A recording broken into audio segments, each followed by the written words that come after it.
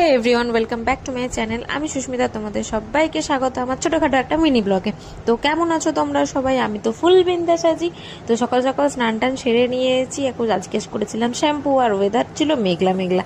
আজকের ওয়েদার দেখে দিল তো আমার গার্ডেন গার্ডেন হয়ে গেছে, ভীষণ সুন্দর একটা ওয়েদার ছিল। তো আমিও চলে এসেছিলাম সকাল সকাল পুজো দেওয়ার জন্য। সকালবেলায় শিব ঠাকুরটাকে স্নান করিয়ে পুজো করে নিয়েছিলাম। এদিকে ডাল সেদ্ধও বসিয়ে দিয়েছি, ওদিকে রান্না বান্না মোটামুটি শুরু করে দিয়েছি, কারণ সুদীপ অফিস বেরোবে। তো তার জন্য তাড়াতাড়ি রান্না বান্না করতে হবে। আজকে ছিল আমাদের নিরামিষ, শুক্রবার দিনের ভিডিও ছিল ওটা।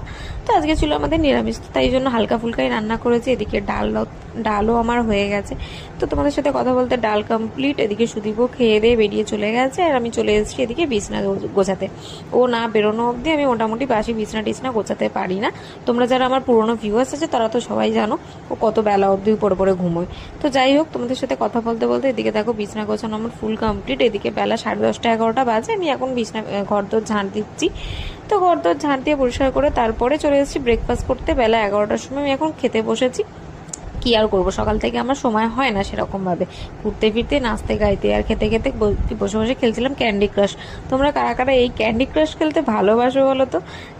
খাওয়া দাওয়া কমপ্লিট করে বাকি সমস্ত কিছু কাজকর্ম সেরে নিয়ে এখন চলে এসেছি আমি ফ্রেশ হতে।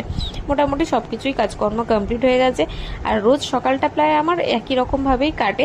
তোমাদের সকাল গিয়ে কীরকমভাবে কাটাও আমাকে কিন্তু জানাতে ভুলো না। আর চরম বৃষ্টি 3-4 দিন ধরে এখানে হয়েছে বারুইপুরে। তোমাদের ওদিকে কাদের কাদের একই অবস্থা জানাতে কিন্তু একদম ভুলো না। তো চলো, এদিকে সারাদিন পর গিয়ে বেলা 12টা 12:30টার পর আমি নিজের জন্য একটুখানি টাইম বের করে নিয়েছি। তো আজকের ভিডিওটা এই পর্যন্ত। কেমন লাগলো